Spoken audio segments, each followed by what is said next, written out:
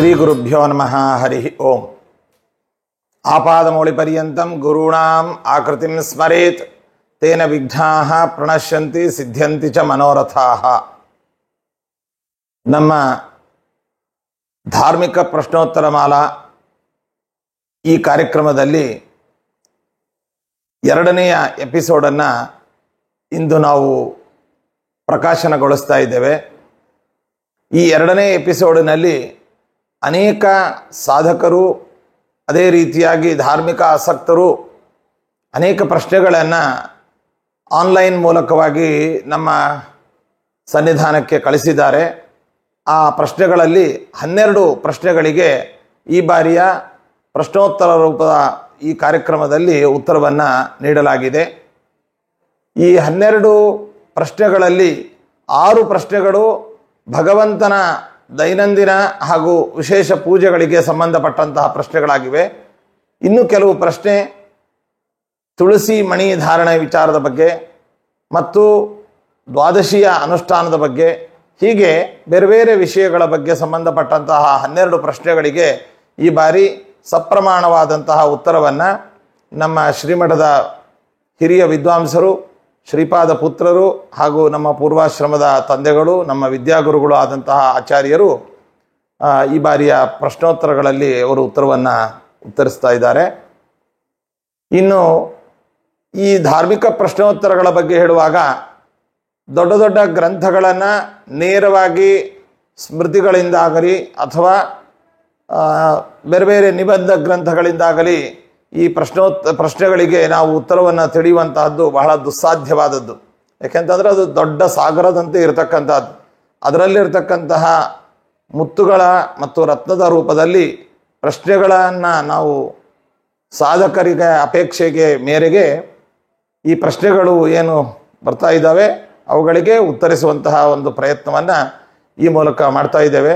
ಇದಕ್ಕೆ ಉತ್ತಮವಾದಂತಹ ಸ್ಪಂದನೆ ಮತ್ತು ಜನಗಳಿಗೆ ನೇರವಾಗಿ ಬೋಧವಾಗುವಂತಹ ಒಂದು ಕ್ರಮವಾಗಿದೆ. ಇದನ್ನು ಮುಂದುವರಿಸಿಕೊಂಡು ಹೋಗೋಣ. ಇದರ ಮೂಲಕವಾಗಿ ಧರ್ಮ ಪ್ರಚಾರ ಅನ್ನುವಂಥದ್ದು ನಿರಂತರವಾಗಿ ಸಾಗಲಿ ಎಂಬುದಾಗಿ ಭಗವಂತನಲ್ಲಿ ಪ್ರಾರ್ಥಿಸ್ತಾ ಎಲ್ಲರಿಗೂ ಶುಭವನ್ನು ಕೋರ್ತಾ ಇದ್ದೇವೆ. ಸರ್ವೇ ಜನಃ ಸುಖಿನೋ ಭವಂತು, ಸಮಸ್ತ ಸನ್ಮಂಗಳಾನಿ ಭವಂತು. ಗುರುಗಳೇ ನಮಸ್ಕಾರ. ಕಳೆದ ವಾರ ತಾವು ಪ್ರಾರಂಭಿಸಿದ ಧಾರ್ಮಿಕ ಪ್ರಶ್ನೋತ್ತರ ಕಾರ್ಯಕ್ರಮಕ್ಕೆ ತುಂಬ ಜನ ಅಭಿನಂದನೆಗಳನ್ನು ಸಲ್ಲಿಸಿ ಈ ಥರದ ಒಂದು ಕಾರ್ಯಕ್ರಮಗಳನ್ನು ಮಾಡುತ್ತಿರುವುದು ತುಂಬ ಹೆಮ್ಮೆಯ ಸಂಗತಿ. ನಮಗೆ ಅನೇಕ ವಿಚಾರಗಳಲ್ಲಿ ಬರುವಂತಹ ಧರ್ಮ ಸಂದೇಹಗಳಿಗೆ ಸೂಕ್ತವಾದ ಮತ್ತು ಪ್ರಮಾಣಬದ್ಧವಾದ ಉತ್ತರ ತಮ್ಮ ಗುರುಗಳಿಂದ ಸಿಗ್ತಾ ಇದೆ ಅಂತ ನನ್ನ ಜೊತೆಯಲ್ಲೂ ಕೂಡ ಹಂಚಿಕೊಂಡಿದ್ದಾರೆ. ಅದರಂತೆ ಈ ವಾರವೂ ಕೂಡ ಕೆಲವು ಪ್ರಶ್ನೆಯನ್ನು ಮಾಡಬೇಕು ಅಂತ ಅಪೇಕ್ಷೆ ಪಟ್ಟಿದ್ದೇನೆ. ಅದಕ್ಕೂ ಕೂಡ ದಯವಿಟ್ಟು ಉತ್ತರವನ್ನು ನೀಡಬೇಕಾಗಿ ಉತ್ತರ ನೀಡಿದ್ದೇನೆ, ಪ್ರಾರ್ಥನೆ ಮಾಡ್ತೇನೆ. ದೇವರ ಪೂಜೆಯ ಸಂದರ್ಭದಲ್ಲಿ ಗಂಟೆಯನ್ನು ಏತಕ್ಕೆ ಬಾರಿಸಬೇಕು ಅನ್ನುವಂಥ ಒಂದು ಪ್ರಶ್ನೆಯನ್ನು ಭಕ್ತರು ಮುಂದಿಟ್ಟಿದ್ದಾರೆ. ಅದಕ್ಕೆ ಈ ಪ್ರಶ್ನೆಗೆ ಉತ್ತರವೇನೆಂದರೆ, ದೇವರ ಪೂಜಾ ಸಮಯದಲ್ಲಿ ನಗಾರಿ ಮುಂತಾದ ವಾದ್ಯಗಳನ್ನು ಅವಶ್ಯವಾಗಿ ಬಾರಿಸಲಿಕ್ಕೆ ಬೇಕು. ಆದರೆ ನಗಾರಿ ಮುಂತಾದವುಗಳನ್ನು ಕಾರಣಾಂತರದಿಂದ ಬಾರಿಸಲು ಆಗದಿದ್ದರೆ ದೋಷ ಏನೂ ಇಲ್ಲ. ಪ್ರಮಾಣ ಹೇಳುತ್ತೆ ಅಂದರೆ, ಘಂಟಾ ಶಬ್ದ ನರೇ ಕಾರ್ಯ ಸರ್ವವಾದ್ಯಮಯೋ ಇದಃ ಸರ್ವವಾದ್ಯಮಯೀ ಘಂಟಾ ದೇವದೇವಸ್ಯ ವಲ್ಲಭ ತಸ್ಮಾತ್ ಸರ್ವ ಪ್ರಯತ್ನೇನ ಘಂಟಾನಾದಂತು ಕಾರ್ಯೇ ಘಂಟಾನಾದೇನ ದೇವೇಶ ಪ್ರೀತೋ ಭವತ್ ಕೇಶವ. ಇದರ ಅಭಿಪ್ರಾಯ ಏನೆಂದರೆ, ಈ ಗಂಟೆ ಏನಿದೆಲ್ಲ ಸರ್ವವಾದ್ಯಮಯವಾದಂಥದ್ದು.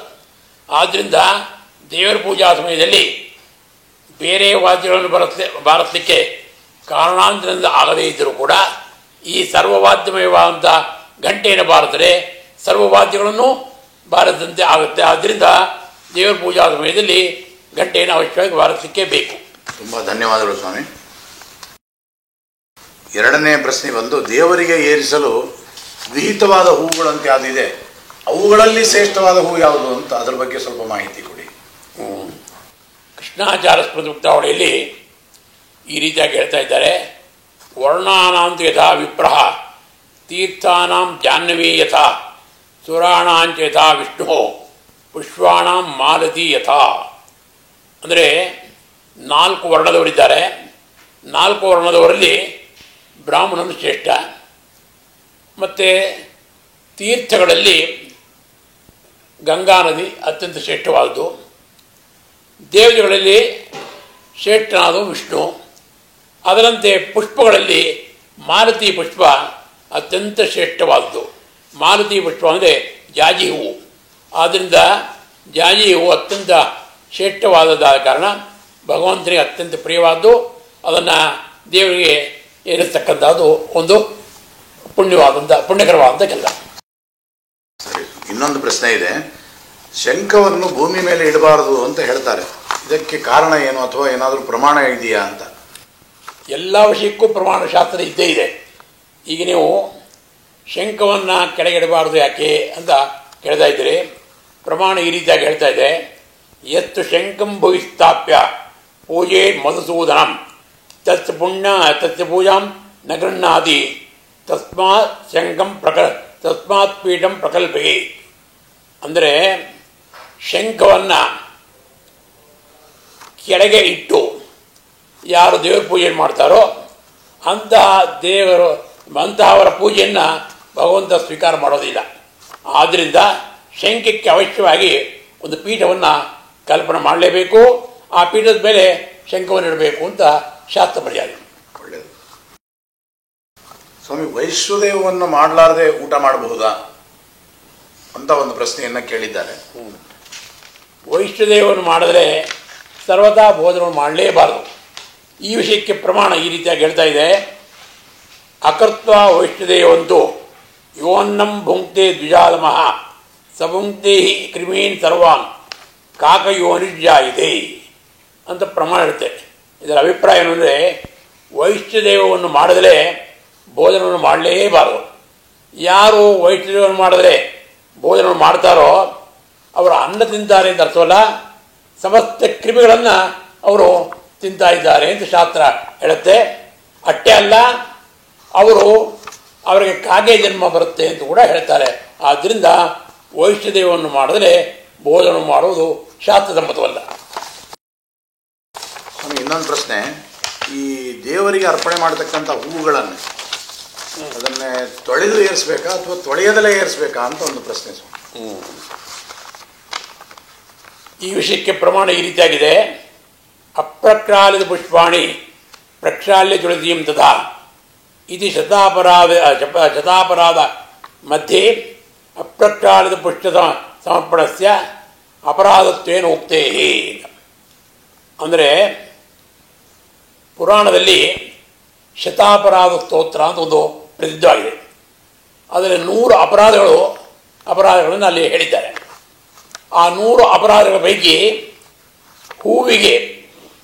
ಹೂವನ್ನು ಭಗವಂತನಿಗೆ ಏರಿಸುವಾಗ ಅದನ್ನು ತೊಳೆಯದರೆ ಏರಿಸಿದ್ರೆ ಅದು ಒಂದು 100 ಅಪರಾಧಗಳಲ್ಲಿ ಒಂದು ಅಪರಾಧ ಅಂತ ಹೇಳ್ತಾರೆ. ಆದ್ದರಿಂದ ಹೂವನ್ನು ತೊಳೆದೇ ಭಗವಂತನಿಗೆ ಸಮರ್ಪಿಸಬೇಕು. ಆದರೆ ಇಲ್ಲಿ ಕೆಲವೊಂದು ವಿಶೇಷ ವಿಚಾರವನ್ನು ಹೇಳಬೇಕಾಗಿದೆ. ಕ್ಷಾಲನೆ ಯಸ್ಯ ರಂಗೋ ಗಚ್ಚಿದೆ ತನ್ನ ಕ್ಷಾಲಿ. ಅಂದರೆ ನೀರನ್ನು ಹಾಕಿ ತೊಳೆಯೋದ್ರಿಂದ ಹೂವಿನ ಬಣ್ಣ ಯಾವ ಹೂವಿನ ಬಣ್ಣ ಹೋಗುತ್ತೋ ಅಂತಹ ಹೂವನ್ನು ನೀರಿನಿಂದ ತೊಳೆಯಬಾರದು, ಪ್ರೋಕ್ಷಣೆ ಮಾಡಿ ಭಗವಂತನಿಗೆ ಸಮರ್ಪಣೆ ಮಾಡಬೇಕು ಅಂತ ಹೇಳ್ತಾರೆ. ಇನ್ನೊಂದು ವಿಶೇಷ ವಿಚಾರ ಏನಂದರೆ, ಈ ಸ್ತ್ರೀಯರು ಭೋಗದ ಸಲುವಾಗಿ ಏನು ಮುಡ್ಕೊಳ್ಳೋಕ್ಕೆ ಹೂವನ್ನು ಇದು ಮಾಡ್ತಾರೆ. ಆ ವಿಷಯದಲ್ಲೂ ಕೂಡ ಹೇಳ್ತೇನೆ. ಭಕ್ತಂ ಪುಷ್ಪಂ ಪ್ರಕ್ಷಾಲನೇನ ಗಂಧರಹಿತಂ ಸ್ಯಾತ್ ತತ್ ಪ್ರೋಕ್ಷಯೇತ್. ಇದಂತೂ ಭೋಗಾರ್ಥಂ. ಅಂದರೆ ಯಾವ ಭೋಗದ ಸಲುವಾಗಿ ಸ್ತ್ರೀಯರು ಹೂವನ್ನು ಮುಡ್ಕೋತಾರೋ ಅದನ್ನು ತೊಳಿಬಾರ್ದು. ಅದರ ಗಂಧ ಹೊರಟೋಗ್ಬಿಡುತ್ತೆ. ಗಂಧ ಹೊರಟೋಗ್ಬಿಡೋಂಗಿದ್ದರೆ ಹೂವನ್ನು ತೊಳಿಬಾರ್ದು. ಅವರು ಪ್ರೋಕ್ಷಣೆ ಮಾಡಿ ಅವರು ಮುಡ್ಕೋಬೇಕು ಎಂಬುದನ್ನು ಕೂಡ ಶಾಸ್ತ್ರ ಹೇಳ್ತಾ ಇದೆ. ಅಂದರೆ ಯಾವ ಹೂವು ತೊಳೆಯೋದ್ರಿಂದ ಸುವಾಸನೆ ನಷ್ಟವಾಗ್ತದೆ ಅಂತ ತೊಳಿಬಾರ್ದು, ಪ್ರೋಕ್ಷಣೆ ಮಾಡಿ ಸ್ತ್ರೀಯರು ಮುಡ್ಕೊಳ್ಬಹುದು ಅಂತ ಅರ್ಥದಲ್ಲಿ ಧರ್ಮಶಾಸ್ತ್ರ ಮರ್ಯಾದೆ. ಒಳ್ಳೆಯದು. ಈಗ ಇನ್ನೊಂದು ನನ್ನ ಪ್ರಶ್ನೆ ಸ್ವಾಮಿ. ದೇವರ ಪೂಜೆಗೆ ಅನೇಕ ಉಪಚಾರಗಳನ್ನು ಮಾಡ್ತೇವೆ. ಆ ಸಂದರ್ಭದಲ್ಲಿ ಗಂಧವನ್ನು ಸಮರ್ಪಣೆ ಮಾಡೋದು ಕೂಡ ಒಂದು ಉಪಚಾರ. ಹೌದು. ಈ ಉಪಚಾರದಲ್ಲಿ ಗಂಧವನ್ನು ಗಟ್ಟಿಯಾದ ಗಂಧವನ್ನು ಏರಿಸಬೇಕಾ ಅಥವಾ ನೀರಾದ ಗಂಧವನ್ನು ಕೂಡ ದೇವರಿಗೆ ಸಮರ್ಪಣೆ ಮಾಡಬಹುದಾ ಅಂತ. ಈ ವಿಷಯಕ್ಕೂ ಪ್ರಮಾಣ ಈ ರೀತಿಯಾಗಿದೆ. ವರಾಹ ಪುರಾಣದಲ್ಲಿ ಈ ರೀತಿಯಾಗಿ ಹೇಳ್ತಾ ಇದೆ, ದ್ರವೀಭೂತಂ ಘೃತಂ ಚೈವ ದ್ರವೀಭೂತಂಚ ಚಂದನಂ ನಾರ್ಪಯೇತ್ ಮಮ ತುಷ್ಟ್ಯರ್ಥಂ ಘನೀಭೂತಂ ತದರ್ಪಯೇತ್. ಈ ಪ್ರಮಾಣದ ಅಭಿಪ್ರಾಯ ಏನಂದರೆ, ಯಾವ ತುಪ್ಪ ಮತ್ತು ಚಂದನ ಇವುಗಳನ್ನು ದ್ರವೀಭೂತವಾದಂಥ ತುಪ್ಪ, ದ್ರವೀಭೂತವಾದಂಥ ಚಂದನವನ್ನು ಭಗವಂತನಿಗೆ ಏರಿಸಬಾರ್ದು. ನಾರ್ಪಯೇತ್ ಮಮ ತುಷ್ಟ್ಯರ್ಥಂ ಘನೀಭೂತಂ ತದರ್ಪಯೇತ್. ಘನೀಭೂತವಾದಂತಹ ಆ ಗಂಧವನ್ನೇ ಏರಿಸಬೇಕೇ ಹೊರತು ನೀರಾಗಿರತಕ್ಕಂಥ ಗಂಧವನ್ನೇ ಆಗಲಿ ಅಥವಾ ತುಪ್ಪವನ್ನೇ ಆಗಲಿ ದೇವರಿಗೆ ಸಮರ್ಪಣೆ ಮಾಡಬಾರ್ದು ಅಂತ ಸ್ಪಷ್ಟ ಪ್ರಮಾಣ ವರಾಹ ಪುರಾಣದಲ್ಲಿದೆ. ದೇವರಿಗೆ ಸಮರ್ಪಣೆ ಮಾಡುವಾಗ ಗಟ್ಟಿ ತುಪ್ಪವನ್ನೇ ಗಂಧವನ್ನು ಕೂಡ ಗಟ್ಟಿಯಾದ ಗಂಧವನ್ನೇ ಅಷ್ಟೇ ಹೊರತು ನೀರಾಗಿರತಕ್ಕಂಥ ತುಪ್ಪವನ್ನೇ ಆಗಲಿ ಅಥವಾ ಗಂಧವನ್ನೇ ಆಗಲಿ ಸಮರ್ಪಣೆ ಮಾಡಬಾರ್ದು ಅಂತ ವರಾಹ ಪುರಾಣದ ವಚನ ಬಂದಿದೆ. ಸ್ವಾಮಿ, ಇನ್ನೊಂದು ಪ್ರಶ್ನೆ ಇದೆ. ಸಾಮಾನ್ಯವಾಗಿ ನಾವು ದೇವರ ಪೂಜೆಯ ಕಾಲದಲ್ಲಿ ನಿರ್ಮಾಲ್ಯ ವಿಸರ್ಜನೆ ಎಂಬುವಂತ ಒಂದು ಪ್ರಕ್ರಿಯೆ ಇದೆ. ಹೌದು. ಅದನ್ನ ಸಂಧ್ಯಾ ವಂದನೆ ಮಾಡಿ ನಿರ್ಮಾಲ್ಯ ವಿಸರ್ಜನೆ ಮಾಡಬೇಕಾ ಅಥವಾ ನಿರ್ಮಾಲ್ಯ ವಿಸರ್ಜನೆ ಮಾಡಿ ಸಂಧ್ಯಾ ವಂದನೆ ಮಾಡಬೇಕಾ ಅನ್ನುವಂಥದ್ದು ಒಂದು ಪ್ರಶ್ನೆ ಇದೆ. ಈ ವಿಷಯಕ್ಕೂ ಕೂಡ ಪ್ರಮಾಣ ಈ ರೀತಿಯಾಗಿ ಹೇಳ್ತಾ ಇದೆ. ಅಥ ಸಂಧ್ಯೋತ್ತರಂ ನಿರ್ಮಾಲ್ಯ ವಿಸರ್ಜನಂ ಕುರ್ಯಾತ್ ತಥಾಚ ಉಕ್ತಂ ನಾರದುರ್ಮೇ ಯ ಪ್ರಾದುರುತ್ಥಾಯ ವಿಧಾಯ ನಿತ್ಯಂ ನಿರ್ಮಾಲ್ಯಮೀಶಸ್ಯ ನಿರಾಕರೋತಿ ನ ತಸ್ಯ ದುಃಖಂ ನ ದರಿದ್ರತಾ ಚ ನ ಅಕಾಲ ಮೃತ್ಯು ನ ಚ ರೋಗ ಮಾತ್ರಂ ಅಂತ ಹೇಳುತ್ತೆ. ಅಂದರೆ ಇದರ ಅಭಿಪ್ರಾಯ ಏನು ಅಂದರೆ, ಸಂಧ್ಯಾ ವಂದನೆಯನ್ನು ಮಾಡಿಯೇನೆ ನಾವು ನಿರ್ಮಾಲ್ಯ ವಿಸರ್ಜನೆ ಮಾಡಬೇಕು. ಹಾಗೆ ಮಾಡಿದಲ್ಲಿ ಯಾವ ಥರದ ದುಃಖ ಎಂಬುದಾಗಲಿ ದಾರಿದ್ರ್ಯ ಎಂಬುದಾಗಲಿ ಅಥವಾ ಅಪಮೃತ್ಯು ಎಂಬುದಾಗಲಿ ಬರೋದಿಲ್ಲ. ಆದ ಕಾರಣ ಸಂಧ್ಯಾ ವಂದನಾದಿಗಳನ್ನು ಮಾಡಿಯೇ ನಿರ್ಮಾಲ್ಯ ವಿಸರ್ಜನೆಯನ್ನು ಮಾಡಬೇಕು ಅಂತ ಶಾಸ್ತ್ರ ಮರ್ಯಾದೆ. ಇಲ್ಲೊಂದು ಸಣ್ಣ ಸ್ಪಷ್ಟೀಕರಣ ಕೇಳ್ತೀನಿ ಸ್ವಾಮಿ. ಅದು ಸಂಧ್ಯಾ ಗೋಪಿಚಂದನ ಹಚ್ಕೊಳ್ಳುವಾಗ ನಿರ್ಮಾಲ್ಯ ತೀರ್ಥ ತಗೊಳ್ಬೇಕು ಅಂತಾರೆ, ಅದು ಸುದರ್ಶನದಿಂದ ಮಾಡಿಕೊಂಡು ಅದನ್ನು ತಗೊಳ್ಬೋದಲ್ಲ? ಅವಶ್ಯವಾಗಿ ತಗೋಬೋದು. ಮುಂದಿನ ಪ್ರಶ್ನೆ, ದೇವರ ಪೂಜೆಗೆ ನಾವು ನಿತ್ಯದಲ್ಲಿ ತುಳಸಿ ಸಮರ್ಪಣೆಯನ್ನು ಮಾಡಬೇಕು. ದೇವರ ತುಳಸಿ ಇಲ್ಲದ್ರೆ ಪೂಜೆ ತಗೊಳ್ಳಲ್ಲ ಅಂತ ಹೇಳ್ತಾರೆ. ಆ ತುಳಸಿಯನ್ನು ನಾವು ಆಹರಣ ಮಾಡೋದು ಅಂದರೆ ತೆಗಿತಕ್ಕಂಥದ್ದು ಸ್ನಾನ ಮಾಡೇ ತೆಗಿಬೇಕು ಅಥವಾ ಸ್ನಾನ ಇಲ್ಲದಲ್ಲೇ ಕೂಡ ತುಳಸಿ ತೆಗೆದ್ರೆ ಬರ್ತದಾ ಅಂತ ಒಂದು ಪ್ರಶ್ನೆ. ಈ ಪ್ರಶ್ನೆಗೆ ಶಾಸ್ತ್ರದಲ್ಲಿ ಈ ರೀತಿಯಾಗಿ ಹೇಳ್ತಾ ಇದೆ, ಅಸ್ನಾನಹರಣೆ ದೋಷ ಅಸ್ನಾತ್ವ ತುಳಸೀಂ ಚಿತ್ವ ದೇವಾರ್ಚ ಪಿತೃಕರ್ಮಣಿ ತತ್ಸರ್ವಂ ನಿಷ್ಫಲಂ ಯಾಂತಿ ಪಂಚಗವ್ಯೇರಿ ಶುದ್ಧತಿ ಅಂತ ಪ್ರಮಾಣ ಇದೆ. ಈ ಪ್ರಮಾಣವನ್ನು ಸ್ಮೃತಿಕಾರರು ಉದಾಹರಿಸಿದ್ದಾರೆ. ಇದರ ಅಭಿಪ್ರಾಯ ಏನಂದರೆ, ಸ್ನಾನ ಮಾಡಿದರೆ ದೇವರ ಪೂಜಾತರವಾಗಿ ಆಗಲಿ ಪಿತೃಕಾರ್ಯಕ್ಕೆ ಆಗಲಿ ಯಾರು ತುಳಸಿಯನ್ನು ಕಿತ್ತಿದ್ದಾರೋ ಅಂತಹ ಸ್ನಾನ ಮಾಡಿದರೆ ಕಿತ್ತಿರತಕ್ಕಂತಹ ತುಳಸಿಯಿಂದ ದೇವರ ಪೂಜೆ ಮಾಡಿದ್ರೆ ತತ್ಸರ್ವಂ ನಿಷ್ಫಲಂ ಯಾಂತಿ, ಆ ಪೂಜೆ ನಿಷ್ಫಲವಾದಂಥ ಪೂಜೆ ಆಗ್ತದೆ. ಇಷ್ಟೇ ಅಲ್ಲ, ಪಂಚಗವ್ಯೇನ ಶುದ್ಧದಿ, ನಾವು ಅದರಿಂದ ಅಶುದ್ಧರಾಗ್ತೀವಿ. ಸ್ನಾನ ಮಾಡದೆ ತುಳಸಿಯನ್ನು ಕಿತ್ತಿ ದೇವರ ಪೂಜೆ ಮಾಡಿದ್ರೆ ನಮ್ಮ ಶುದ್ಧಿಗೋಸ್ಕರವಾಗಿ ಪಂಚಗವ್ಯ ವಿಪ್ರಾಜನೆ ಮಾಡಬೇಕು ಅಂತ ಕೂಡ ಶಾಸ್ತ್ರ ಎಚ್ಚರಿಕೆಯನ್ನು ನೀಡ್ತಾ ಇದೆ. ಆದ ಕಾರಣ ಸ್ನಾನ ಮಾಡಿದ್ರೆ ತುಳಸಿಯನ್ನು ಗಿಡದಿಂದ ಕಿತ್ತಬಾರದು. ಇನ್ನೊಂದು ಪ್ರಶ್ನೆ ಇದೆ ಸ್ವಾಮಿ. ತುಳಸಿ ಮಣಿಯಿಂದ ಒಂದು ಮಾಲೆಯನ್ನು ಮಾಡಿ ಕೊರಳಲ್ಲಿ ಹಾಕ್ಕೊಳ್ಳೇಬೇಕು ಅಂತಾರೆ, ಅದು ವಾಸ್ತವನ? ಯಾಕೆ ಧರಿಸಬೇಕು ಅಂತ ಒಂದು ಪ್ರಶ್ನೆ. ಆ ವಿಷಯಕ್ಕೆ ಧರ್ಮಶಾಸ್ತ್ರದಲ್ಲಿ ಏನು ಹೇಳ್ತದೆ ಅಂತಂದರೆ, ತುಳಸಿ ಮಣಿ ಹೀನಂಚ ಗಾತ್ರಂ ನಿಸ್ಸಾರ ಮುಚ್ಚದೆ ಅಂತ ಹೇಳಿದೆ. ಅಂದರೆ ತುಳಸಿ ಮಣಿ ಮಾಲ ಅವಶ್ಯವಾಗಿ ನಾವು ದಾನ ಮಾಡಲಿಕ್ಕೇ ಬೇಕು. ಇಲ್ಲದಿದ್ದರೆ ನಮ್ಮ ದೇಹ ನಿಸ್ಸಾರವಾದದ್ದಾಗ್ತದೆ. ಆದ್ದರಿಂದ ನಮ್ಮ ದೇಹ ಸಾರವತ್ತಾದ ದೇಹ ನಡೆಸ್ಕೋಬೇಕಾಗಿದ್ದರೆ ತುಳಸಿ ಮಣಿ ಮಾಲೆಯನ್ನು ಅವಶ್ಯವಾಗಿ ದಾನ ಮಾಡಲಿಕ್ಕೇ ಬೇಕು. ಅಂತಹ ದೇವರಿಗೆ ಸಮರ್ಪಿಸಿದ ತುಳಸಿಯನ್ನು ನಾವು ಅನೇಕ ರೀತಿಯಲ್ಲಿ ಉಪಯೋಗಿಸಬೇಕು ಅಂತಿದೆ. ಒಂದು ದಿನಕ್ಕೆ ನಾವು ಎಷ್ಟು ತುಳಸಿ ದಳಗಳನ್ನು ಹೇಗೆ ಉಪಯೋಗಿಸಬೇಕು ಅಂತ ಸ್ವಲ್ಪ ತಿಳಿಸ್ತೀರಾ? ಅಂದರೆ ಭಗವಂತನಿಗೆ ಸಮರ್ಪಿಸಿದಂಥ ತುಳಸಿ ಬಗ್ಗೆ ಕೇಳಬಹುದು. ಆ ವಿಷಯಕ್ಕೆ ಧರ್ಮಶಾಸ್ತ್ರ ಏನು ಹೇಳುತ್ತೆ ಅಂತಂದರೆ, ಭಗವಂತನ ಪೂಜೆಯನ್ನು ಮಾಡಿ ಅನಂತರದಲ್ಲಿ ಅಂದು ಪ್ರತಿನಿತ್ಯ ನಾವು 18 ತುಳಸಿ ದಳಗಳನ್ನು ಉಪಯೋಗಿಸ್ಬೇಕು ಅಂತ ಹೇಳ್ತಾರೆ. ಆ 18 ತುಳಸಿಗಳನ್ನು ಹೇಗೆ ಉಪಯೋಗಿಸ್ಬೇಕು ಅಂತಂದರೆ ಶಾಸ್ತ್ರ ಈ ರೀತಿಯಾಗಿ ಹೇಳ್ತದೆ. ಚತುಃಕರ್ಣೆ ಮುಖೇ ಚೈಕಂ ನಾಭಾವೇಕಂ ತಥೈವ ಚ ಶಿರಸ್ಸೇಕಂ ತಥಾ ಪ್ರೋಕ್ತಂ ತೀರ್ಥೇ ತ್ರಯಮುದಾಹೃತಂ ಅನ್ನೋಪರಿ ತಥಾ ಪಂಚ ಭೋಜನಾಂತೆ ಜಲತ್ರಯಂ ಏವಂ ಶ್ರೀ ತುಳಸಿ ಗ್ರಾಹ್ಯ ಅಷ್ಟಾದಶ ಜಲ ಸದಾ. ಇದರ ಅಭಿಪ್ರಾಯ ಏನು ಅಂತಂದರೆ, ಭಗವಂತನಿಗೆ ಸಮರ್ಪಿತವಾದ ತುಳಸಿಯನ್ನು ತಗೊಂಡು ಒಂದೊಂದು ಕಿವಿಯಲ್ಲಿ 2 ತುಳಸಿದ್ರ, ಅಲ್ಲಿಗೆ 4 ತುಳಸಿಗಳಾಯಿತು. ಚತುಃಕರ್ಣೆ ಮುಖೇ ಚೈಕಂ, ಬಾಯಲ್ಲಿ ಹಾಕ್ಕೊಂಡು ಅದನ್ನು ಭಕ್ಷಣೆ ಮಾಡಬೇಕು. ಒಂದು ಅಲ್ಲಿಗೆ ಎಷ್ಟಾಯಿತು? 5 ಆಯಿತು. ನಾಭಾವೇಕಂ, ನಾಭಿಯಲ್ಲಿ ಒಂದು ಆ ತುಳಸಿಯನ್ನು ಧಾರಣ ಮಾಡಬೇಕು. ಆಮೇಲೆ ಶಿರಸ್ಸೇಕಂ, ನಮ್ಮ ತಲೆ ಮೇಲೆ ಕೂಡ ಶಿರಸ್ಸಿನ ಮೇಲೆ ಆ ಭಗವಂತನಿಗೆ ಸಮರ್ಪಿತವಾದ ಒಂದು ತುಳಸಿ ಜಲವನ್ನು ನಾವು ಧಾರಣ ಮಾಡಬೇಕು. ತೀರ್ಥೇ ತ್ರಯಮುದಾಹೃತಂ, ಪ್ರತಿನಿತ್ಯದಲ್ಲೂ ನಾವೇನು ಭಗವಂತನ ಪೂಜೆ ಆದಮೇಲೆ ತೀರ್ಥವನ್ನು 3 ಸಾರಿ ತಗೋತೀವಲ್ಲ, ಒಂದೊಂದು ಸಾರಿ ತೀರ್ಥವನ್ನು ತಗೊಂಡು ಮುಂದೆ ಒಂದೊಂದು ತುಳಸಿ ದಳ ಸಹಿತವಾಗಿ ತೀರ್ಥವನ್ನು ತಗೋಬೇಕು. ಹೀಗಾಗಿ ತೀರ್ಥವನ್ನು ತಗೊಂಡು 3 ತುಳಸಿ ದಳಗಳನ್ನು ತಗೋಬೇಕು. ಅನಂತರದಲ್ಲಿ ಅನ್ನೋಪರಿ ತಥಾ ಪಂಚ, ಭೋಜನಕ್ಕೆ ನಾವು ಪರಿಶೇಷಣೆ ಮಾಡಿ ಕೂತ್ಕೋತೀವಲ್ಲ, ಅವಾಗ ಪಂಚ ಪ್ರಾಣಾಹುತಿಯನ್ನು ತಗೋತೀವಲ್ಲ, ಒಂದೊಂದು ಪ್ರಾಣಾಹುತಿಗೂ ಅನ್ನದ ಜೊತೆಯಲ್ಲಿ ಒಂದೊಂದು ತುಳಸಿ ದಳವನ್ನು ಜಳದಂತೆ ಪಂಚಪ್ರಾಣಾಹುತಿಗೆ 5 ತುಳಸಿ ದಳಗಳನ್ನು ನಾವು ಉಪಯೋಗಿಸಬೇಕು. ಊಟವಾದ ಮೇಲೆ ಭೋಜನ ಅಂತೆ ದಲತ್ರಯಂ ಅಂತ, ಭೋಜನ ಆದಮೇಲೆ ಕೈ ತೊಳ್ಕೊಂಡು ಆಚಮನವನ್ನು ಮಾಡಿ ಆವಾಗ 3 ದಳ ತುಳಸಿಯನ್ನು ನಾವು ಭಕ್ಷಣೆ ಮಾಡಬೇಕು ಅಂತ ಹೇಳುತ್ತೆ. ಈ ರೀತಿಯಾಗಿ ಒಟ್ಟು ಇದನ್ನು ಎಣಿಕೆ ಮಾಡಿದರೆ 18 ತುಳಸಿಗಳಾಗ್ತದೆ. ಏವಂ ಶ್ರೀ ತುಳಸಿ ಗ್ರಾಹ್ಯ ಅಷ್ಟಾದಶ ಜಲ ಸದಾ ಎಂಬುದಾಗಿ ಪ್ರಮಾಣ ಹೇಳ್ತಾ ಇದೆ. ಇನ್ನೊಂದು ಪ್ರಶ್ನೆ ಸ್ವಾಮಿ, ದ್ವಾದಶಿ ದಿನದಂದು ಬಾಳೆ ಎಲೆಯಲ್ಲಿ ಊಟ ಮಾಡಬಾರ್ದು ಅಂತ ಶಾಸ್ತ್ರ ಹೇಳ್ತಾ ಇದ್ದಾರೆ, ಅದು ನಿಜನಾ ಅಂತ ನಮಗೆ ಸ್ವಲ್ಪ ಅದರ ಬಗ್ಗೆ ಕಾರಣ ಕೊಡಬೇಕು. ಅದು ನಿಜನೂ ಹೌದು, ಅದರಿಂದ ಅನರ್ಥವೂ ಇದೆ. ಶಾಸ್ತ್ರ ಏನು ಹೇಳ್ತಿದ್ದರೆ, ದ್ವಾದಶಿ ದಿವಸ ಯಾರೇ ಆಗಲಿ ಬಾಳೆ ಎಲೆ ಮೇಲೆ ಅಥವಾ ಮುತ್ತಿಗೆ ಎಲೆ ಮೇಲೆ ಭೋಜನ ಮಾಡಲೇಬಾರ್ದು. ಮಾಡಿದ್ರೆ ಏನಾಗುತ್ತೆ ಅಂತಂದರೆ, ರಂಭಾ ಫಲಾಶಪತ್ತೇಜ ಯೋ ಭುಂಕ್ತೆ ದ್ವಾದಶಿ ದಿನೇ ಸಪ್ತಜನ್ಮಾರ್ಜಿತಂ ಪುಣ್ಯಂ ತಕ್ಷಣಾದೇವ ರಕ್ಷತಿ ಅಂತ ಪ್ರಮಾಣ ಇದೆ.